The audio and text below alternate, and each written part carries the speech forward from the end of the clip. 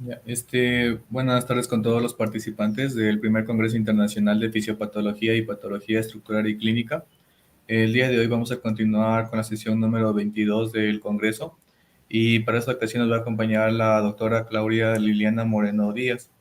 Ella es especialista en endoscopía respiratoria por el Hospital das Clínicas Facultad de Medicina de la Universidad de Sao Paulo, especialista en ecobroncoscopía por el Instituto de Brasil, especialista en neumología por el Hospital de São Paulo en el 2020 y médica internista por la Pontificia Universidad Católica del Ecuador. Sin más que agregar, le dejamos el espacio para la doctora. Sin antes mencionando que vamos a enviar una palabra clave, se va a proyectar en la parte inferior de la pantalla y se va a enviar el link de asistencia al final de la ponencia. Listo, sin más que agregar, Doc, le dejo el espacio para su presentación. Buenas noches con todos. Para mí es un placer dirigirme hacia ustedes con un tema bastante importante.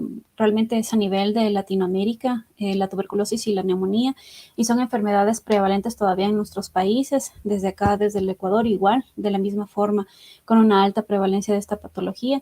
Y antes de comenzar, me gustaría extender mis agradecimientos a los organizadores del Congreso que hacen posible llegar esta información, tanto a estudiantes de medicina como a médicos de forma general. Estos son mis conflictos de interés, ninguno de importancia para esta conferencia. Y antes de comenzar, me pareció bastante importante e interesante poder llegar primero con esta diapositiva a ustedes acerca de cómo se originó la tuberculosis o desde cuándo sabemos del origen de la tuberculosis. ¿Es lo mismo tisis, peste blanca, tuberculosis? Realmente sí, es lo mismo. La tisis, este término se lo utilizaba desde hace muchísimos años, aproximadamente en la época de Grecia. Se utilizaba este término, no se sabía todavía cómo era la infección. Lo que sí sabemos es que si nosotros empezamos a investigar la historia de la medicina, podemos saber que incluso en momias de 3000 años antes de Cristo, nosotros ya teníamos indicios de esta enfermedad, sobre todo en los huesos de estas momias, y son estudiados actualmente. También se utilizó el nombre de la peste blanca, y la peste blanca se utiliza este nombre ya en el año, perdón, está pasando la diapositiva. Se utiliza aproximadamente en 1700 este término de peste blanca. ¿Por qué? Porque el nombre de peste blanca es porque la tuberculosis en los enfermos producía una palidez generalizada, incluso llegaban a los pacientes a ser caquéticos, y anecdóticamente, aproximadamente en esta época, en el siglo XVIII, en el año 1700, se utilizaba este tipo de pinturas para poder manifestarla, entre comillas, la belleza con la palidez. Entonces, muchos pintores se basaban en esta enfermedad para proyectar sus ideas de las pinturas.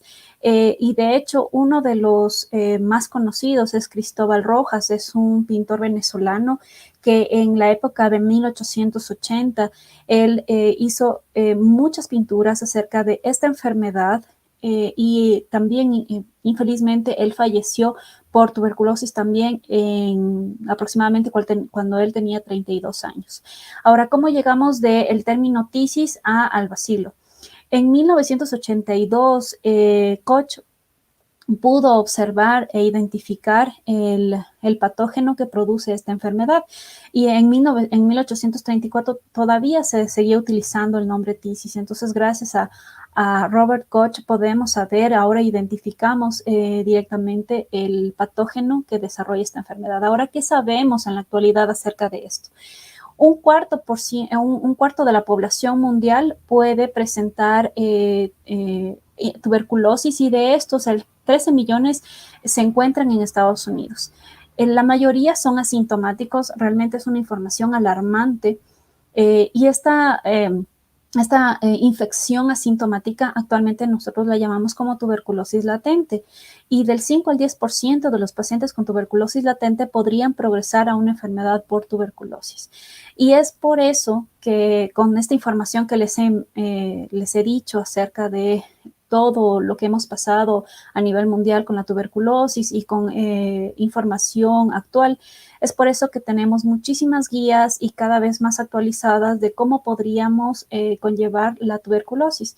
Entonces, ¿cuál es el objetivo de la OPS? El objetivo de la OPS en relación al tratamiento es que, primero, me gustaría que ustedes vean las fechas, porque esta guía fue lanzada en el año 2019 para intentar llegar con tratamiento a 40 millones de personas afectadas por la tuberculosis entre el 2018 y el 2022, es decir, ya en este año, en fecha actual, y sobre todo a pacientes vulnerables y poblaciones marginadas. También, bueno, es un proyecto bastante ambicioso por parte de la OPS para llegar por lo menos a 30 millones de personas para el año 2022, recaudar aproximadamente 13.000 millones de dólares anuales para la sustentación de diagnóstico, tratamiento y atención para tuberculosis en este año, y movilizar al menos 2.000 millones de dólares anuales para la investigación de la tuberculosis.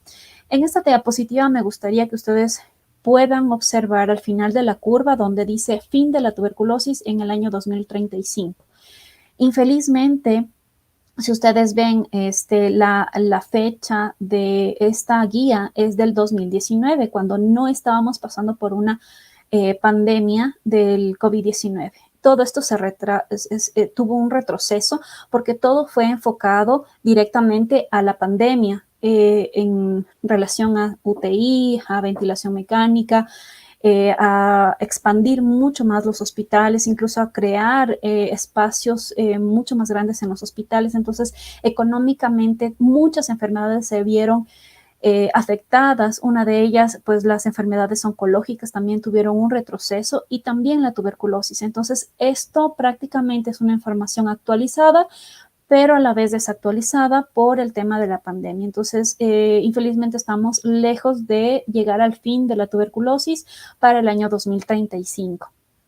Recordarles que la tuberculosis es una enfermedad potencialmente sistémica que al inicio podría, pues, su primer órgano ser afectado, como es la tuberculosis pulmonar, y posteriormente, dependiendo del sistema inmunológico del paciente, podría llegar a ser una enfermedad sistémica, y como podemos observar en la diapositiva, hay muchos órganos que pueden ser afectados, y si nosotros como médicos no tenemos una alta sospecha, podríamos pasar se podría pasar por nuestros ojos una posible tuberculosis. Aquí quisiera hacer un paréntesis para poder hablar acerca, sobre todo, de términos para tener el mismo lenguaje, que es una tuberculosis latente y que es una tuberculosis activa. La tuberculosis latente habla acerca de un paciente que tiene, una persona que tiene una infección por Mycobacterium tuberculosis, pero no significa que el paciente esté desarrollando una enfermedad. Entonces, son pacientes asintomáticos. Obviamente, si es un paciente asintomático respiratorio, va a tener una baciloscopía negativa, una imagen negativa, no va a requerir aislamiento porque no es un sintomático respiratorio y por tanto no va a ser contagioso. En el caso de la tuberculosis activa, eso va a depender si es que el paciente tiene una enfermedad pulmonar específicamente o una enfermedad extrapulmonar. En la enfermedad pulmonar, pues es más frecuente, se encuentra en el 85% de los casos, los pacientes tienen síntomas respiratorios, es necesario el aislamiento respiratorio y obviamente van a ser contagiosos porque en cada exceso de tos el paciente puede dispersar alguna cantidad específica de bacilos.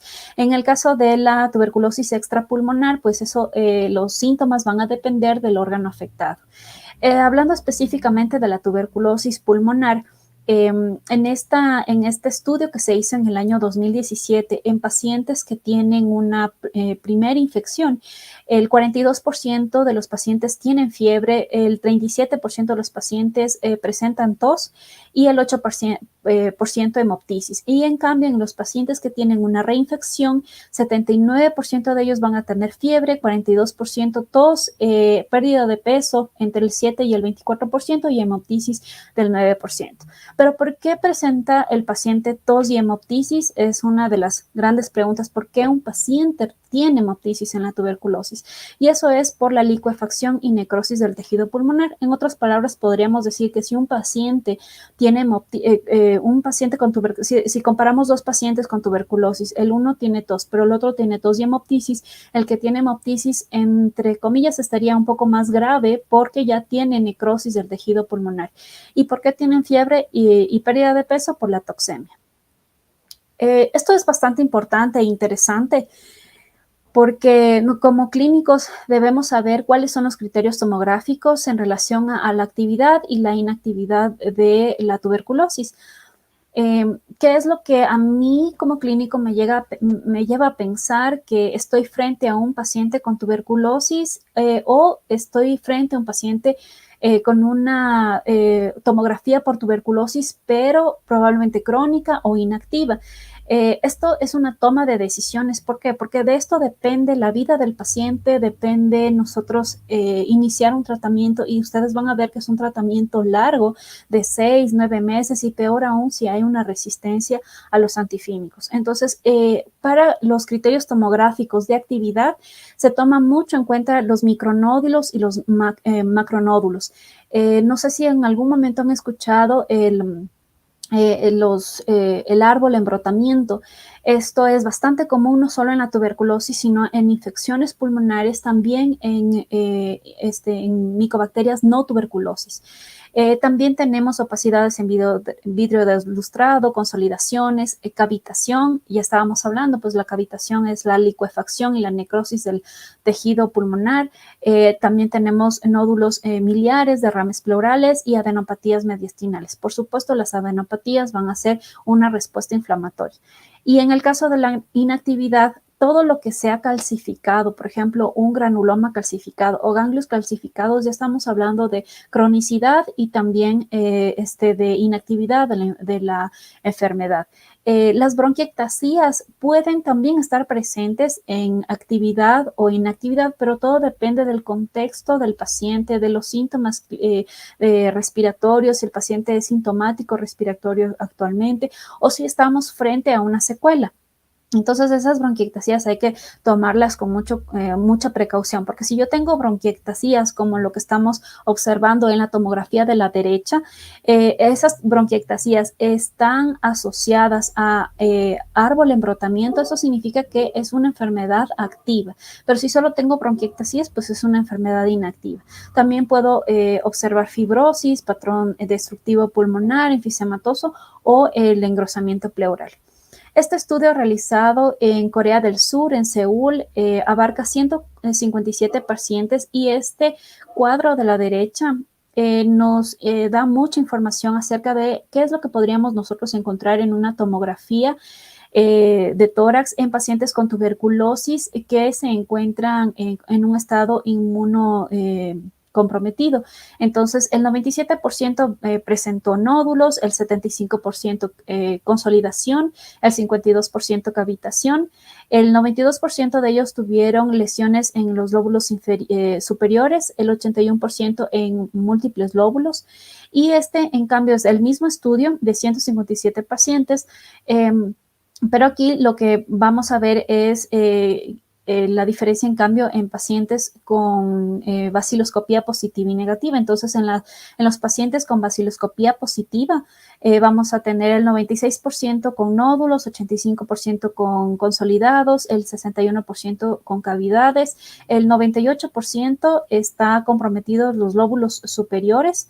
También tenemos linfadenopatía.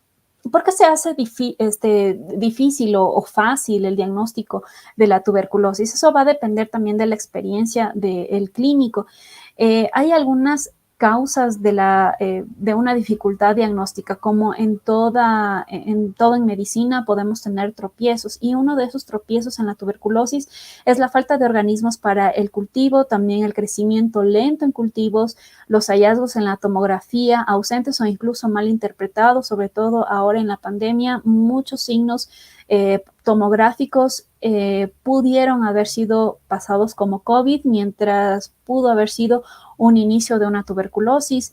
También si el material de la biopsia fue insuficiente, disminución de la sensibilidad de la tuberculina, o no poder acceder a estas herramientas diagnósticas, sobre todo en tuberculosis latente. También el cuantiferón, no en todos los hospitales se puede acceder al cuantiferón, y síntomas y signos atribuidos a enfermedades preexistentes. Por ejemplo, un paciente adulto mayor con EPOC, con síntomas respiratorios agudos, pensamos que es una exacerbación por EPOC, no pedimos tomografía y puede ser que sea una tuberculosis reciente.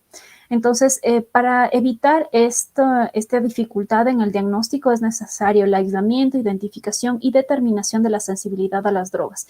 La sensibilidad en la tuberculosis es súper importante, sobre todo la sensibilidad a la rifampicina, porque de esto también depende la vida de nuestro paciente.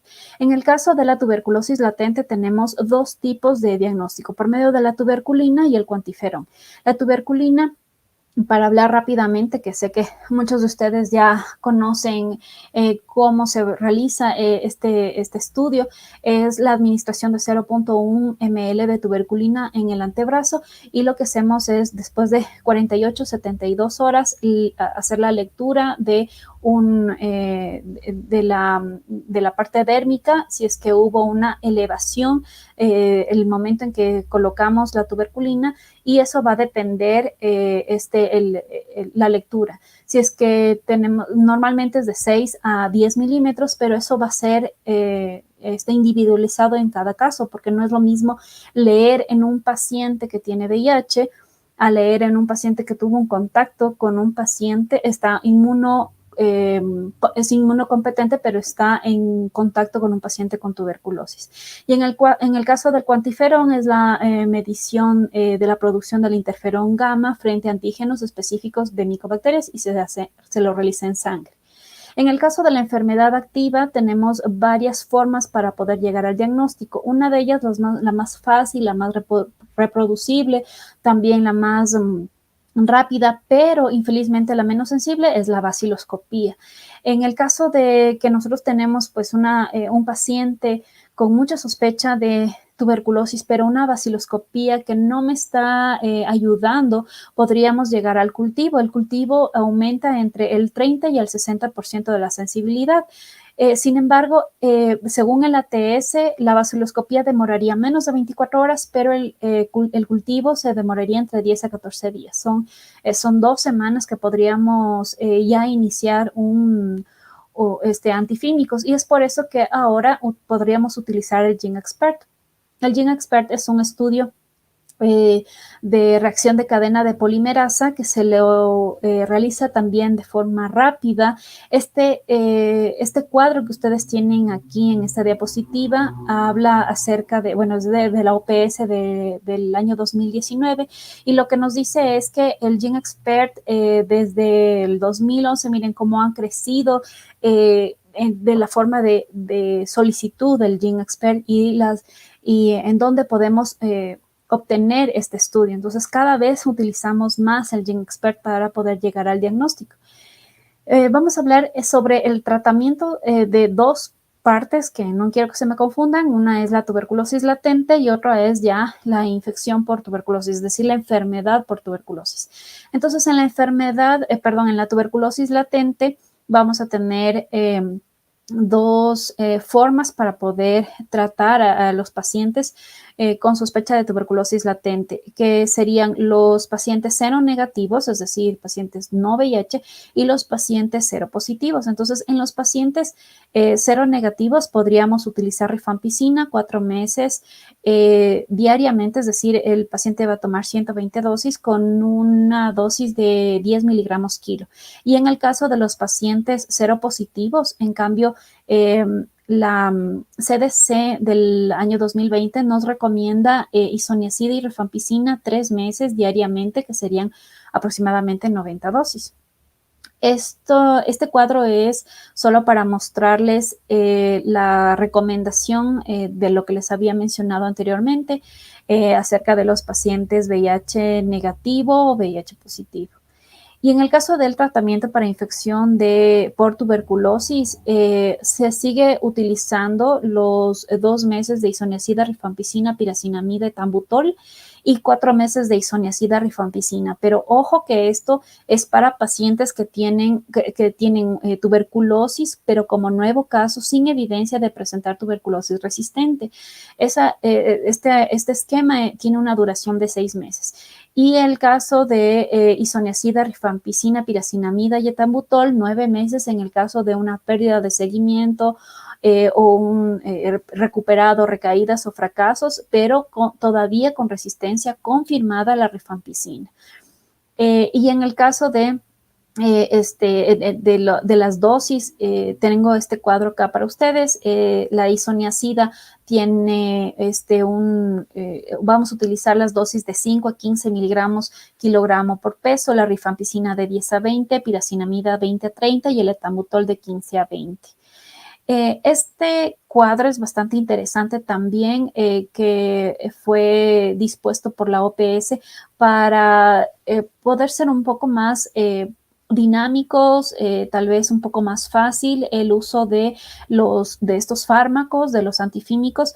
Entonces, en la primera fase, como ustedes pueden observar, que sería esta parte central, digamos así, del cuadro, tenemos el peso del paciente a la izquierda y en la mitad, pues la primera fase y la segunda fase. Entonces, de acuerdo al peso en kilogramos del paciente, podríamos nosotros calcular el número de tabletas. Entonces, si yo tengo un peso de 60 kilos, voy a tener que utilizar 4,5 tabletas todos los días durante 2 meses, y en la segunda fase voy a utilizar igual 4,5 tabletas de la combinación de isoniazida, rifampicina. Entonces es un poco más fácil poder observar este cuadro para nosotros enfocarnos en el peso del paciente. Y en el caso de la infección por tuberculosis, MDRD y resistente, bueno, realmente sería una charla para otro momento porque es muy extenso.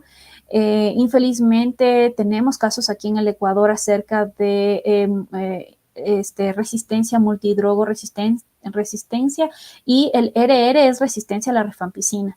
Entonces, como les digo, es un tema muy extenso. Lo que ustedes tienen que saber es que 4% de los casos nuevos pueden ser MDRD. Es por eso que necesitamos insistir en la sensibilidad o resistencia a la rifampicina. Eso cambia totalmente el diagnóstico de mi paciente. Y 19% pueden ser MDR, o sea, multidrogo resistentes en pacientes tratados previamente. Son cifras altas. Actualmente la OMS ya no recomienda más la kanamicina y la capreomicina como rescate en este grupo de pacientes. Ahora tenemos el grupo A, grupo B y grupo C. Y, por ejemplo, en el grupo A, pues tenemos la levofloxacina o moxifloxacina, es decir, las quinolonas en monodosis con bedaquilina y linezolid. Eso también tenemos que saber si es que en nuestros países tenemos disponibilidad de estos fármacos. Todo depende también de eso, la accesibilidad al paciente y también la adherencia.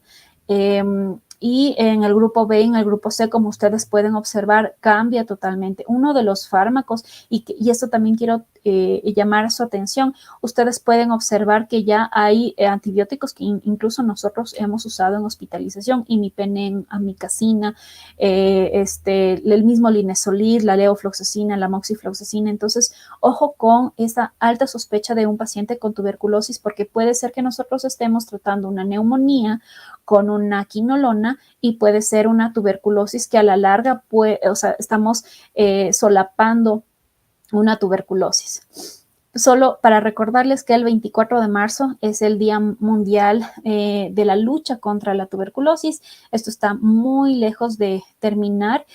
Como les mencionaba, es un tema y un plan bastante ambicioso por la OPS, llegar al 2035 a erradicar la tuberculosis.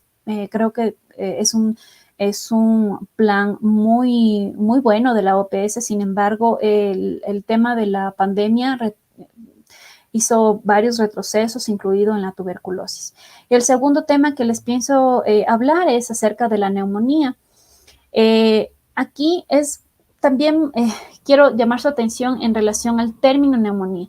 Cuando nosotros hablamos de neumonía, o por lo menos para el neumólogo, existen muchas neumonías. Neumonía de hipersensibilidad, neumonía química, neumonía en organización, y ninguna de estas tres que he mencionado habla acerca de una neumonía por bacterias, pero sí la neumonía adquirida en la comunidad, que es el proceso infeccioso con agente etiológico de la comunidad, no intrahospitalario, que es el que pienso hablar ahora con ustedes. Entonces, esta neumonía adquirida en la comunidad tiene una incidencia anual del 5 al 11% en la población adulta, y como todas enfermedades tienen sus factores de riesgo, y que coincidencialmente estos factores de riesgo tienen mucha asociación con otras enfermedades. Entonces, un paciente con malnutrición, un paciente con uso de drogas, peor aún, drogas intravenosas, extremos de la vida, es decir, adultos mayores o niños muy pequeños, menos de 2 años, pacientes alcohólicos, diabéticos, pacientes fumadores, todo esto hace un cambio en el sistema inmunológico, y estos pacientes van a tener más riesgo de neumonía adquirida en la comunidad. La mortalidad es del 1 al 5%, y tenemos dos presentaciones, la típica y la atípica. En el cuadro típico, el paciente puede presentar fiebre, escalofrío, dolor torácico. El dolor torácico puede ser incluso también por consolidaciones muy cerca de la pleura, tos productiva, esputo purulento, condensaciones, y en esa condensación por lo general abarca un solo lóbulo. El momento en que esa condensación ya abarca múltiples lóbulos, ya estaríamos hablando de un cuadro atípico, y este cuadro atípico es subagudo.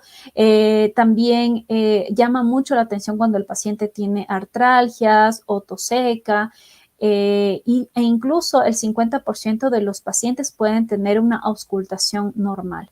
Entonces, aquí tenemos un ejemplo de una radiografía con una neumonía típica, y esta sería una neumonía atípica muy parecida a la neumonía atípica por SARS-CoV-2. Ahora, ¿cuáles serían las recomendaciones de las guías en relación a cómo manejar una neumonía adquirida en la comunidad?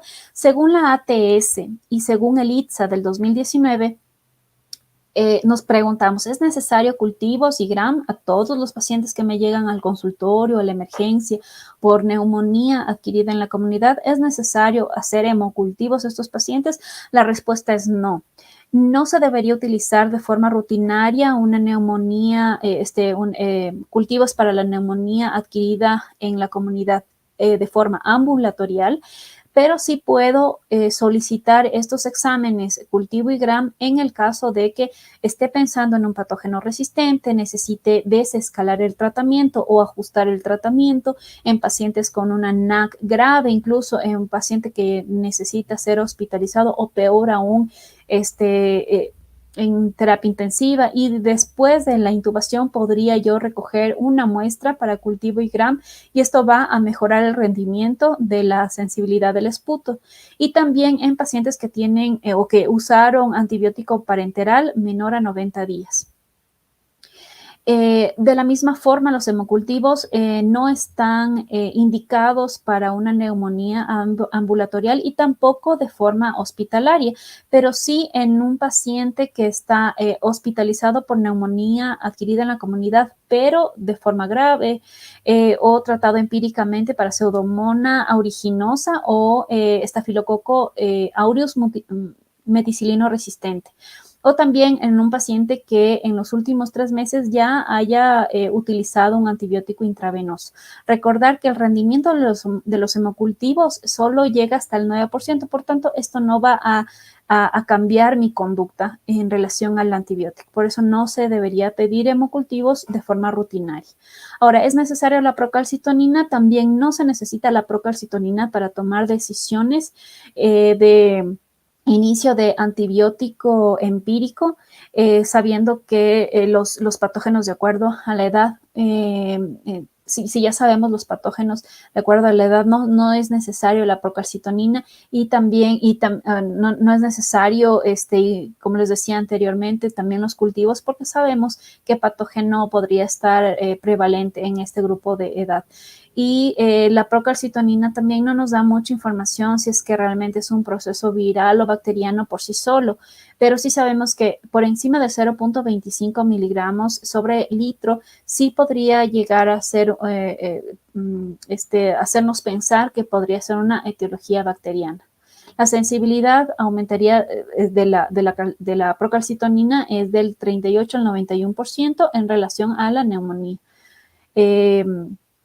Ahora, en relación a los scores, el score es muy importante en medicina, no solo en neumonía adquirida en la comunidad. Muchas especializaciones utilizan algún score para tomar decisiones. En el caso de la neumonía adquirida en la comunidad, es bien sabido que el CURB 65 es una de las escalas que más se utilizan porque es más reproducible. Es cierto, porque es simple, pero el hecho de que sea simple también es un arma de doble filo, porque no puedo utilizar un CURB 65 en emergencia, en un hospital de tercer nivel, peor aún en terapia intensiva. El CURB 65 está bien para consultorio o también está bien para médicos que están en un hospital básico o en la rural. Eso está perfecto para utilizar el CURB 65, pero tiene sus limitaciones y muchas limitaciones, porque es muy simple. En el caso de acuerdo a la gravedad, si yo ya estoy trabajando en un servicio de emergencia, en un hospital de tercer nivel, se recomienda utilizar otras escalas como el PCI sobre el CURB 65. Y peor aún, si estoy en un hospital de tercer nivel para decisión a ingreso a UCI, se utilizan otras escalas como el ATS, el ITSA, ATS, SmartCoP y SCAP. Esta sensibilidad agrupada de estas escalas aumenta a un 84% con una especificidad del 78%. Ahora, vamos a hablar acerca de los antibióticos. Esto es también bastante interesante porque esto nos ayuda, ya sabiendo que mi paciente lo puedo enviar a domicilio a cumplir un esquema de antibiótico y regresar a evaluar a las 48, 72 horas que pasó. Entonces, estos antibióticos van a ser divididos de acuerdo a el tipo de paciente con el que yo estoy trabajando. Entonces, si yo tengo un paciente sin comorbilidades, ¿qué es lo que me dice el ATS y el ITSA del 2019? Es que yo puedo iniciar una amoxicilina o doxiciclina o macrólido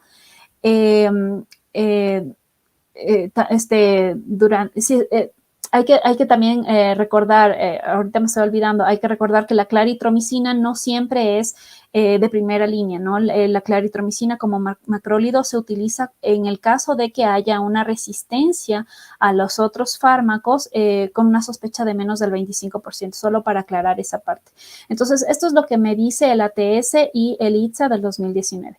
Ahora, si es que mi paciente tiene comorbilidades, que eso por lo general está siempre a la mano, por ejemplo, el médico geriatra, el internista, siempre ya en nuestra consulta vamos a recibir este tipo de pacientes que incluso ya utilizaron en algún momento antibióticos o ya estuvieron hospitalizados por otra circunstancia y o son diabéticos, pacientes con EPOC, etcétera. Es decir, ya estamos hablando de comorbilidades. Esto ya va a cambiar este esquema antibiótico. Entonces, ¿qué es lo que nos dicen estas guías? Es que deberíamos hacer combinaciones como, por ejemplo, amoxicilina, ácido clavulánico y cefalosporina, añadiendo un macrólido o la doxiciclina, o también podríamos utilizar las quinolonas como monoterapia. Esto en el caso de una neumonía adquirida en la comunidad no grave que le estoy enviando a domicilio a mi paciente, es decir, ambulatorial. Ahora, en el caso de una neumonía adquirida en la comunidad no grave, pero necesita hospitalización, en este caso, estos pacientes van a necesitar ampicilina sulbactam, una cefalosporina y un macrólido como la acitromicina o la claritromicina, o también podríamos pensar en una quinolona como monodosis de la levofloxacina o la moxifloxacina. Ahora, en el caso de los antibióticos para neumonía grave hospitalaria, eso también tenemos que tomar en cuenta si el paciente tiene sospecha o alto riesgo de estafilococo aureus meticilino resistente o pseudomonas aeruginosa. Para eso sí vamos a necesitar cultivos para que el antibiograma nos guíe cuál sería la mejor opción. Pero en el caso de que yo tenga un paciente con neumonía grave hospitalaria, pero sin riesgo de estos dos patógenos, lo que me dice la TS y el ITSA es que vamos a necesitar un betalactámico con macrólido o un betalactámico con fluoroquinolona. Este es prácticamente un resumen de lo que les había dicho anteriormente. Es una tabla que compara el ATS-ITSA del 2007 con el ATS-ITSA del 2019. Entonces, miren lo que dice estas guías en relación al esputo. Al cultivo de esputo, es que no se recomienda en pacientes de forma rutinaria, pero sí se podría pensar en pacientes que tienen alta sospecha de MRSA, o sea, estafilococo aureus meticilino resistente o pseudomonas aeruginosa. Y en el caso de los pacientes que tienen también que ya han utilizado antibióticos previamente, también se puede utilizar hemocultivos. Y en el caso de la monoterapia de macrólidos, como les mencionaba, esto siempre va a ser una segunda opción porque hay que pensar en los niveles de resistencia. También el uso de la procalcitonina, que no estaría recomendada de forma rutinaria, y también el uso de los corticoides, que no está también descrito como forma rutinaria, a menos que el paciente se encuentre en un shock séptico y refractario. Ahí podríamos utilizar. Hasta aquí les he mostrado algunas guías, como les dije, ¿no? De la ATS, hemos visto el CDC, incluso hemos visto el ITSA, y ahora esta guía también del 2019, que podríamos compararlas con las otras, y prácticamente se puede observar exactamente el mismo tratamiento. Si yo tengo un paciente con una severidad baja de neumonía, puedo iniciar tranquilamente amoxicilina. También si es que el paciente tiene algunas otras comorbilidades, puedo utilizar combinado con macrólidos. Y eso también va a depender de la severidad. Si sigo más abajo en la tabla, vamos a observar la severidad para toma de decisiones. Y en el caso de una severidad moderada, igual, claritromicina, citromicina, o otras que le menciona aquí, como por ejemplo la eritromicina, que no menciona en las otras guías. La eritromicina no se menciona en las anteriores, pero sí mencionan la levofloxacina. Entonces, como conclusiones de esta charla, sí me gustaría que ustedes hagan un análisis sobre todo la tuberculosis. Es algo que no va a acabar. No ha desaparecido. He escuchado incluso comentarios que ya no se escucha tuberculosis durante la pandemia. Realmente es que nos enfocamos en la pandemia y infelizmente nos olvidamos o dejamos de lado muchas enfermedades, incluida la tuberculosis.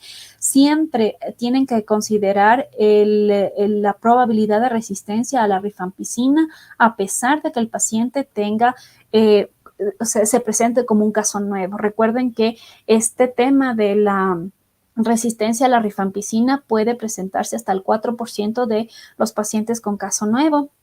También recordar que cualquier órgano puede estar involucrado en la tuberculosis, por tanto hay que tener alta sospecha. Y en el caso de la neumonía, pues iniciar un tratamiento empírico es lo más adecuado y siempre clasificar al paciente en leve, moderado, severo, si es que el paciente tiene condiciones para regresar a domicilio, dependiendo de los signos vitales, dependiendo incluso de la severidad, de la adherencia al tratamiento, incluso del apoyo familiar, porque si no tengo un paciente que no me va a regresar a las 48 horas o a las 72 horas, probablemente ese paciente también sea ideal para hospitalizarlo y considerar todas las recomendaciones de las guías, que no es necesario realizar cultivos o cultivos de esputo o hemocultivos o procalcitonina para tomar decisiones en la neumonía adquirida en la comunidad leve o, digamos en otras palabras, ambulatorial, pero estas herramientas sí podrían ser usadas tranquilamente en la neumonía adquirida en la comunidad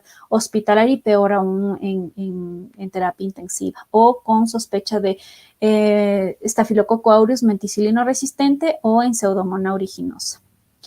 Les agradezco muchísimo su atención y estoy abierta para cualquier pregunta que ustedes desean formular.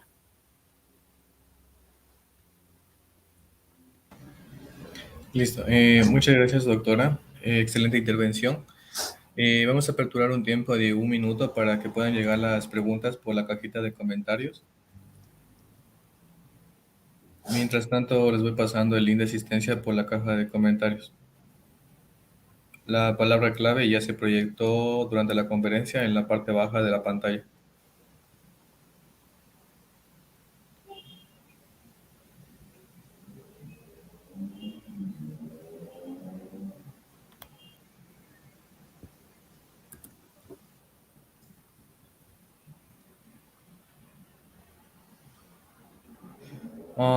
Nos llegó una pregunta por interno, Doc. Dice, excelente intervención, doctora. Una pregunta. Dice, ¿cómo diferenciar una neumonía típica de una neumonía atípica? Ya. Bueno, clínicamente incluso hasta podríamos confundirnos, pero creo que uno de los ejemplos más claros podría yo hablar acerca de un paciente con una neumonía adquirida en la comunidad y una neumonía típica, y el mejor ejemplo de neumonía típica actualmente es el COVID-19, ¿no es cierto? Entonces, en el COVID ustedes van a ver que es una tos seca, incluso a veces el paciente no tiene síntomas. Miren que si regresamos a la diapositiva anterior, en donde yo les ponía neumonía atípica, neumonía típica y atípica, acá en la neumonía típica el 50% de los pacientes incluso no van a tener síntomas respiratorios. Eso es una de las características de la neumonía atípica. ¿Cuántas veces tuvimos estos casos también en COVID? Y el COVID es considerado una neumonía atípica, igual que la influenza, igual que el H1N1. Entonces, eso sería una de cómo poder orientarme. Otra cosa, también en relación a los signos vitales, la saturación puede estar muchísimo más bajo en la atípica que en la típica. Otra cosa, pues en la parte de imagenología, como les había mencionado, la típica tiene involucrado por lo general un solo lóbulo pulmonar, mientras que en la típica está totalmente dispersa la infección.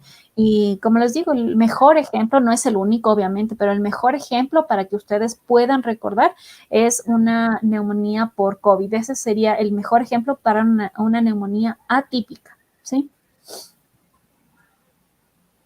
Excelente, doctora.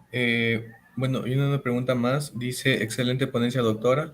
¿El GenExpert en qué tiempo da resultados? Bueno, en el mundo ideal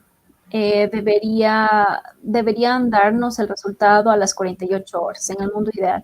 Pero tomen en cuenta que al hablar de tuberculosis estamos hablando también de salud pública. Entonces, todo depende también del país en el que estemos, del laboratorio en el que estamos enviando las muestras y también la coordinación administrativa. Entonces, como médico que yo tenga el resultado en mis manos, lo ideal sería 48 horas. Es por eso que ahora se utiliza el GenExpert y claro que se sigue utilizando el cultivo para mejorar la sensibilidad, pero por lo general se utiliza el GenExpert más que ahora el cultivo. Listo, Doc. Eric Ortiz pregunta, si hay contacto con un paciente bacilífero, ¿se da tratamiento profiláctico o depende de una baciloscopía u otro examen complementario? Entiendo que la pregunta va a si yo le doy tratamiento profiláctico, claro, a la persona que estuvo en contacto con un paciente con tuberculosis, eso es lo que entiendo. Sí, según las guías deberíamos, y es lo que yo les mencionaba, ¿no es cierto? Si yo tengo contactos cercanos, por Sí, ejemplo, Doc, yo también la lo entiendo, esposa, sí, creo que eso se refiere. la esposa, por ejemplo, está asintomática respiratoria, pero tengo un esposo que tiene bacillus positivo, o sea, no es una tuberculosis miliar, que eso es otra cosa, pero si yo tengo una tuberculosis en un paciente sintomático respiratorio y peor aún que tiene una baciloscopía muy positiva, lo más lógico es tratar a la esposa porque es un contacto directo. Claro que podríamos hacer PPD, podríamos hacer cuantiferón, pero lo más lógico es tratar al contacto directo.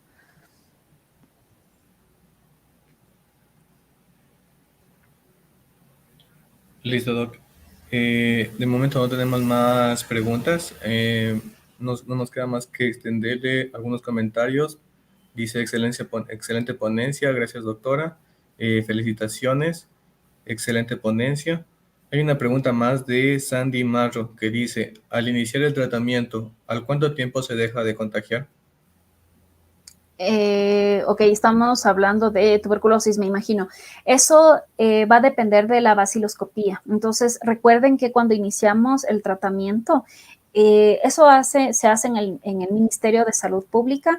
Y también, como sé que es un congreso internacional, pues estoy hablando de forma general para Latinoamérica, porque los antifínicos no están, o por lo menos en Ecuador y en muchos países de Latinoamérica, es un programa específicamente de salud pública. Entonces, el control tiene la responsabilidad el mismo sistema público. Entonces, si se inicia el tratamiento, se le llama al paciente después de algunas semanas y se vuelve a hacer una baciloscopía.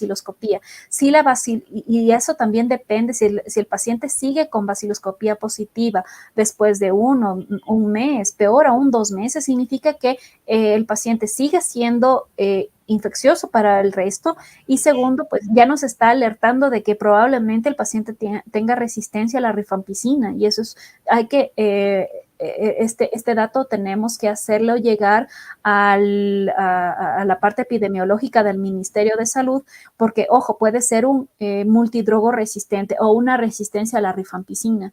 Entonces, para yo poder responder esa pregunta en cuánto tiempo, pues realmente debería por lo menos ya el paciente tener una disminución de los bacilos en las 2 a 3 primeras semanas de lo que empieza a tomar los antifínicos, pero todo depende de la adherencia del paciente, ¿no? Eso sería lo ideal. Listo, Doc. De momento no tenemos más preguntas. Realmente muchísimas gracias por su intervención, por el tiempo para preparar esta presentación. Realmente le dejo un espacio para que se pueda despedir de los participantes. Y nada, realmente esperamos contar con usted en próximos eventos. Listo, muchísimas gracias a todos. Espero que esta información haya sido de gran ayuda. Intenté darlos tipo perlas de la tuberculosis y de la neumonía, sobre todo de estudios actualizados. Y creo que el mensaje de esta charla es no se olviden que es una enfermedad que está lejos de acabar, las dos, tanto neumonía adquirida en la comunidad como la tuberculosis. Y para mí un gusto siempre aportar en la parte de docencia. Muchísimas gracias, doctora. Muchísimas gracias a todos los participantes. Continuamos con la sesión de oportunidades de investigación en patología por el doctor Víctor Crespo. Buenas noches con todos. Gracias, hasta luego.